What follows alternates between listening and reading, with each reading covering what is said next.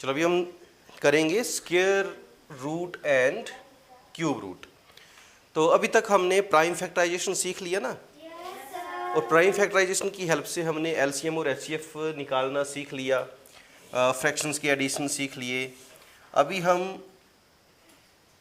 अगली बात जो सीखने जा रहे हैं वो है square root and cube root.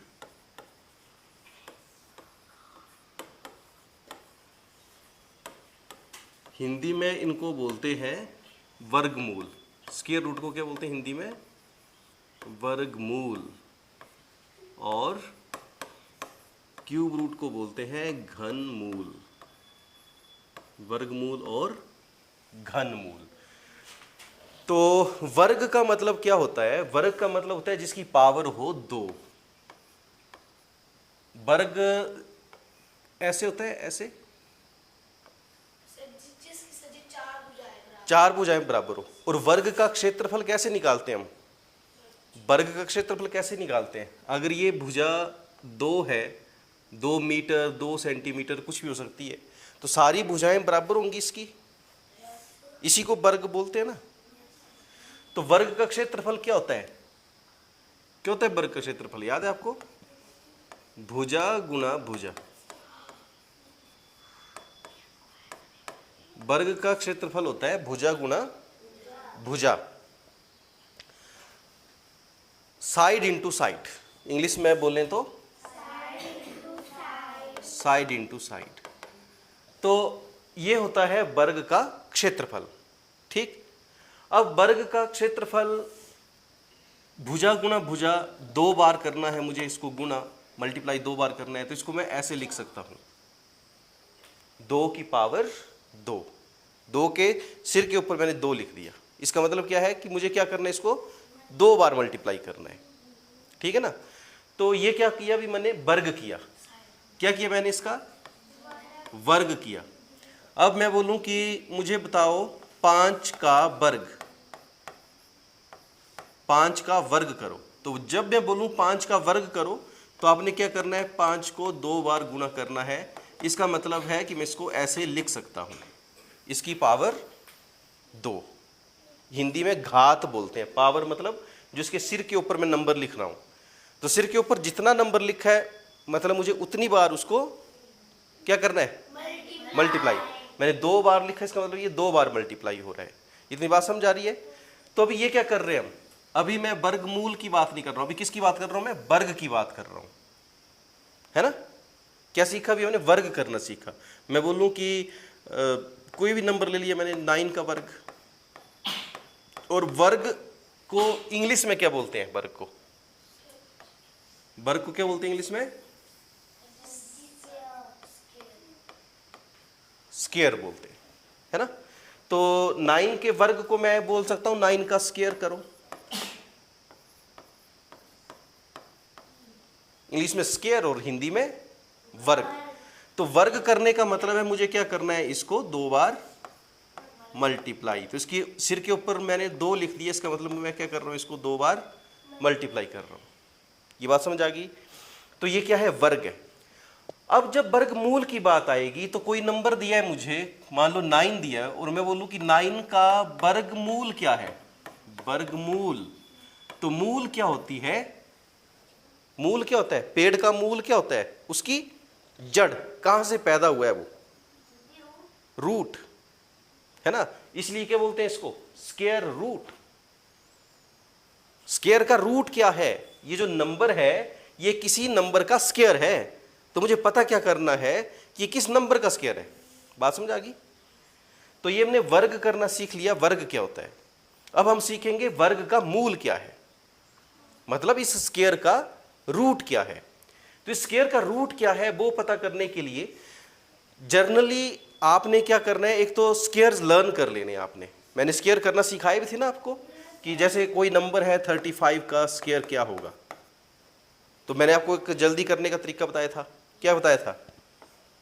एक तो ये बताया था कि 2 नंबर जो मल्टीप्लाई हो रहे हैं, अगर इनके बंस प्लेस पर जो नंबर है इनका योग अगर क्या बन रहा हो? 10। 5 + 5 कितने हैं? 10। तो मुझे क्या करना है? सीधे ही 5 इंटू 5 25 कर देना है, और 3 से अगला नंबर क्या होता है 4, तो 4 3 जा 12।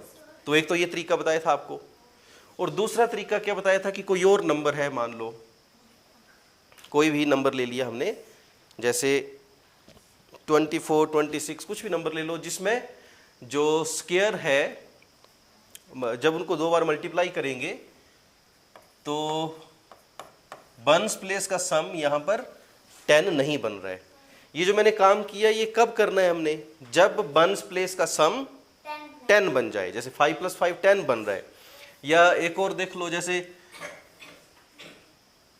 स्क्वायर के केस में तो ऐसे ही होगा, जब वंस प्लेस पर 5 आएगा तभी 10 बनेगा।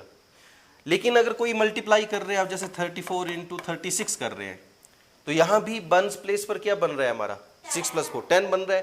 तो इसको भी आप सीधे मल्टीप्लाई कर सकते हैं, 6 इंटू 4 24, और 3 से अगला नंबर क्या आता है 4, तो 4 3 जा 12। ये काम कब करना है आपने, जब वंस प्लेस का योग बन जाए 10 और टेंस प्लेस पर है नंबर सेम, मतलब यहां भी 3 है और यहां भी 3 है। आप ऐसे नहीं कर सकते कि यहां पर 24 है और यहां पर 36 है और तब जो मैंने बोला वैसे कर दो, गलत हो जाएगा। ठीक है, तो इस बात का ध्यान रखना है।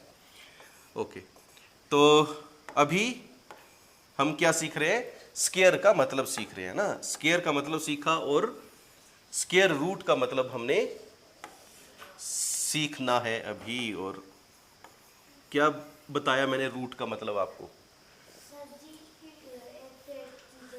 किसी चीज की जड़ को रूट बोलते हैं। जैसे पेड़ की जड़ है तो पेड़ का रूट, जैसे मैं बोलूं जैसे 2 बच्चे लड़ रहे हैं, but is the root cause of your dispute, ये जो आपका झगड़ा है, आपका जो विवाद है, इसका रूट कॉज क्या है, आपके झगड़े की जड़ क्या है। तो ये जो जड़ शब्द है इसको हम किस के लिए यूज करेंगे, किसी चीज की जड़, उसके मूल तक पहुंचने के लिए। तो अब ये जो हमारा प्रश्न है जिसमें हमने पता करना है वर्गमूल या घनमूल, तो अभी मैं सिर्फ वर्ग का मतलब मैंने आपको समझा दिया। वर्ग का मतलब क्या है, किसी संख्या को 2 बार गुणा करेंगे तो वो क्या हो जाएगा, वर्ग हो जाएगा, है ना। अब वर्ग का मूल पता करना है, तो आपको कोई संख्या दी होगी और इसका मतलब क्या है कि ये संख्या किसका स्क्वायर है ना। वर्गमूल पता करने का मतलब क्या है कि ये संख्या किसका स्क्वायर है। तो इसका एक निशान होता है जिसको हम ऐसे लगाते हैं। ये किस चीज का निशान है, नहीं ऐसा निशान भाग का कहां होता है, ये वर्गमूल का निशान होता है ये, ठीक है ना। इसके अंदर कोई नंबर लिखा है तो मुझे क्या करना है, इसका वर्गमूल, क्या करना है इसका वर्गमूल। और वर्गमूल का मतलब है कि इसकी जो घात है ना, जो इसकी पावर है वो 1/2 है। कितनी इसकी घात है, 1/2। यहां कुछ भी नहीं लिखा है ना, इसके ऊपर कुछ भी नहीं लिखा है, तो यह है वर्गमूल, स्क्वायर रूट। और अगर इसके अंदर कुछ लिखा हो तो उसका उतने नंबर का रूट, जैसे अगर मैंने लिख दिया इसके अंदर 3, तो और यहां नंबर लिख दिया मैंने 27 मान लो, तो मुझे क्या करना है, इसका मतलब क्या है कि मुझे क्या पता करना है, इसका तीसरा रूट पता करना है। इसको बोलते हैं घनमूल। अगर किसी नंबर की घात 3 होती है तो उसको बोलते हैं घन। इसको मैं इसके बाद बताता हूं, एक्सप्लेन करता हूं ढंग से। अभी मैंने आपको इस सिंबल का मतलब समझाया है ना।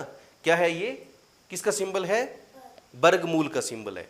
इसके अंदर कुछ भी नहीं लिखा है तो इसका मतलब इसके अंदर जो नंबर है उसकी पावर कितनी है, उसकी घात कितनी है, 1/2, आधी है उसकी घात।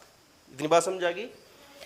तो अब मुझे क्या पता करना है कि ये नंबर जो है किसका स्क्वायर है। तो एक तो मैंने तरीका क्या बता दिया आपको कि सारे स्क्वायर्स याद कर लो आप, जितने हो सकते हैं, 25-30 तक तो आपको होने ही चाहिए। क्योंकि हम नवोदय के एग्जाम में क्या रिक्वायरमेंट है हमारी, कि जल्दी भी करना है हमने और एक्यूरेट भी करना है ना।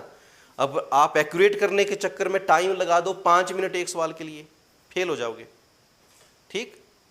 और जल्दी के चक्कर में आप एक छोटी सी भी गलती कर दोगे तो भी फेल हो जाओगे। तो हमने क्या करना है, स्पीड भी बढ़ानी है और एक्यूरेसी भी, है ना। तो उसके लिए क्या करना है, स्पीड बढ़ाने के लिए क्या करना है, जो ये आपकी रिपीटेड जो काम है, जैसे मल्टीप्लिकेशन आपको करना ही करना है, डिवीजन आपको करना ही करना है, तो कम से कम 25-30 नंबर तक के स्क्वायर्स जो है वो याद कर लो। कम से कम 15-20 जो घन मूल हैं, घन का मतलब है नंबर को 3 बार गुणा करके जो रिजल्ट आए, वो भी हम बात करेंगे। तो वो याद कर लो आप, तो क्या होगा, उससे आपकी स्पीड बढ़ जाएगी। तो मुझे 9 का क्या बताना है, वर्गमूल। तो एक तरीका क्या है कि मुझे पता है कि 9 किसका स्क्वायर होता है, 3 का स्क्वायर होता है ना। तो एक तो सीधे इसका आंसर लिख देंगे हम 3। दूसरा क्या है कि मुझे नहीं पता है कि ये किसका स्क्वायर है, तो मैं क्या करूंगा, इस नंबर का पहले क्या करूंगा, प्राइम फैक्टर करूंगा। वो आपको आता है करने। तो ये छोटा सा नंबर लिया मैंने आपको जल्दी से बताने के लिए। तो इसके कितने आ गए प्राइम फैक्टर्स, 3 × 3 × 1 और पावर है 1/2। अब मुझे क्या करना है, इससे पेयर निकालने हैं। इसके अंदर कितने पेयर हैं, एक ही पेयर है ये। तो 3 की घात कितनी है, 2, और पूरे की घात कितनी है, 1/2। तो इसको मैं लिख सकता हूं 2 × 1/2, 2 से 2 कट गया, आंसर आ गया 3। ठीक है। अब हर बार आपने ऐसे काटने की जरूरत आपको नहीं है। ये हम कहीं स्पेशल केसेस बनेंगे आपके क्वेश्चन में, वहां इसको अप्लाई करेंगे हम। कहीं आपको पावर को पावर से मल्टीप्लाई करना पड़ जाए आगे सोल्व करने के लिए, सिंप्लीफाई करने के लिए, तो आपको ये पता होना चाहिए कि ऐसे भी होता है। ठीक है ना। अदरवाइज जैसे एक और नंबर ले लेते हैं हम जिसका स्क्वायर रूट निकालना है।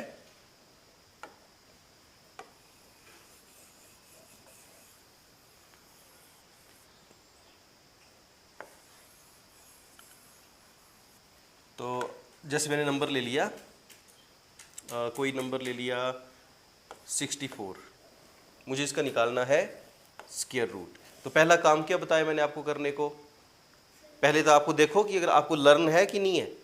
अगर आपको पता है कि सीधे किसका स्क्वायर है ये, अगर आपको ये पता है 8 का स्क्वायर है, तो इसका आंसर सीधे ही आ गया 8, कुछ भी करने की जरूरत नहीं है। लेकिन अगर आपको नहीं पता है कि किसका स्क्वायर है, तो क्या करना पड़ेगा आपको, पहले करना पड़ेगा इसका प्राइम फैक्टराइजेशन। तो ये तो आप करने आता है आपको। अब सारे प्राइम फैक्टर्स मैंने इसके लिख दिए ऐसे करके। कितने आए, 1 2 3 4 5 6।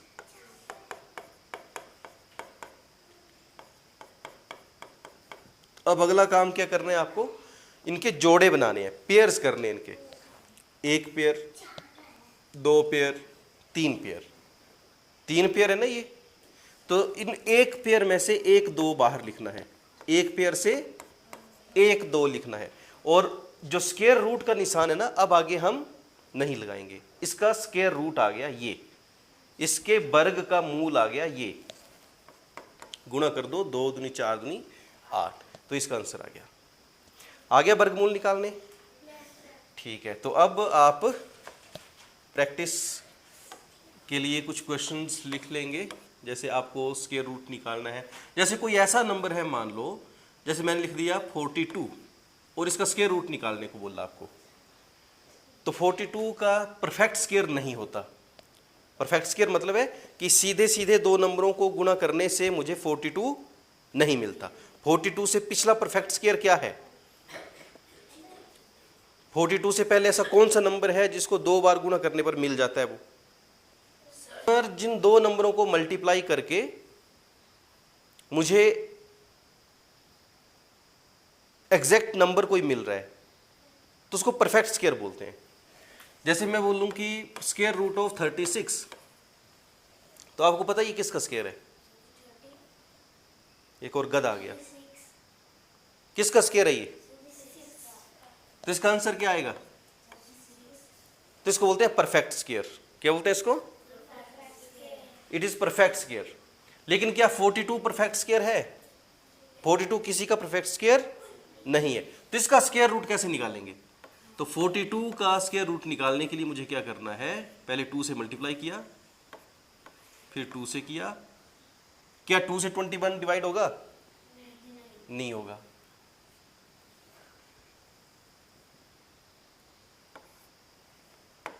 तो किससे होगा ये, 3 से, 3 7 ज़ा 21, 7 7 ज़ा 1। तो इसमें एक भी पेयर बन रहा है क्या? एक भी पेयर इसमें नहीं बना, तो इसका स्क्वायर रूट क्या रहेगा? यही रहेगा अभी तक। अभी आपको इतना पता है, ठीक है।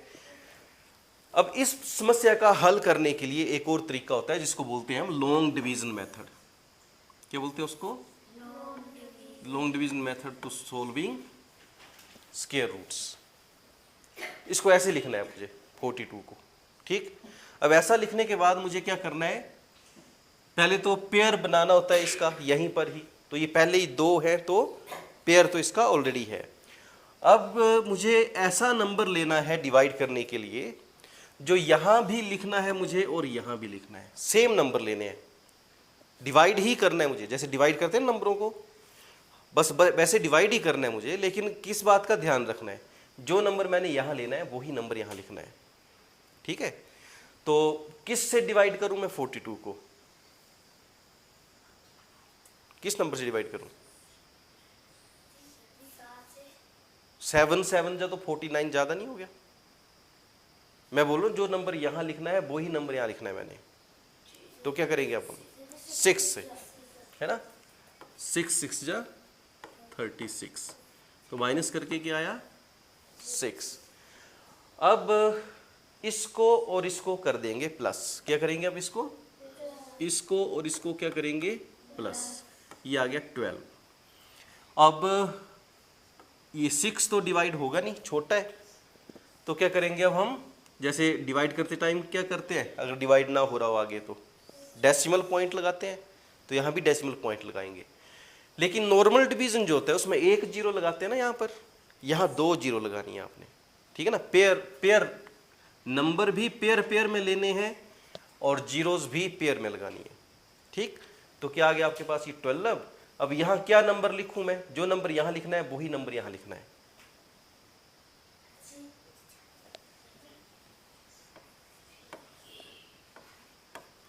ट्वेल्व 5 होते हैं 60, 12 5 होते हैं 60, तो इसलिए मैंने लिया। लेकिन क्या हो जाएगा? ये ज़्यादा हो जाएगा ना। 5 5 25, 5 कैरी 2 एंड 12 5 60 एंड 2 62, तो ये तो ज़्यादा हो गया, 625 हो गया, तो 5 से नहीं होगा। क्या करेंगे अब? मुझे इसका पिछला नंबर लेना पड़ेगा। अब मुझे, हाँ, पिछला नंबर लीजिए 4, तो 124 को 4 से मल्टीप्लाई किया, क्या आ गया? 4 4 जा 16, 6 कैरी 1, 4 2 जा 8 एंड 1 9 एंड 4 1 जा 4, ठीक है। तो इसका जो आंसर आया हमारे पास वो आया लगभग 6.4, ठीक है। तो ये स्क्वायर रूट निकालने का दूसरा तरीका है जब परफेक्ट स्क्वायर ना हो, ठीक है। और परफेक्ट स्क्वायर हो तो जहां तक परफेक्ट स्क्वायर है वहां तक, जैसे 44 का निकाल लो। अब 44 का स्क्वायर रूट, तो 44 का क्या करेंगे? पहले प्राइम फैक्टर करेंगे, 2 22 2 11। कितने पेयर बने इसमें? पेयर बना इसके अंदर? कोई जोड़ा बना कोई? अरे 2 का जोड़ा नहीं है एक, तो एक जोड़ा है ना इसमें 2 का, तो एक जोड़े में से जितने जोड़े बन जाए उसमें से एक बाहर निकाल देना है। तो जैसे इसमें एक ही जोड़ा बना हमारा, एक ही पेयर बना 2 का, तो यहां से 2 आ गया बाहर, अंदर क्या बचा? 11। तो अब मुझे इसको अगर आगे सोल्व करना पड़ रहा है, अगर आपके जरूरत है, आपके प्रश्न में आगे सोल्व किया हुआ है, आंसर डेसिमल में आया हुआ है, तो क्या करना है? इसको मुझे √11 को भी सोल्व करना है। इसको अंडर रूट भी बोलते हैं और स्क्वायर रूट भी बोलते हैं, है ना। तो इसको सोल्व करने के लिए कौन सा तरीका अपनाएंगे हम? दूसरा तरीका। क्या करेंगे? ऐसे लिखा 11, ऐसे। अब देखेंगे किससे डिवाइड करूं मैं इसको, किस नंबर से डिवाइड करूं? जो नंबर यहां लिखना है वही नंबर यहां लिखना है।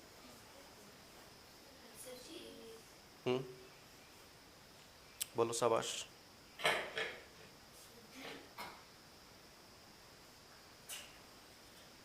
जल्दी बोलो, जल्दी।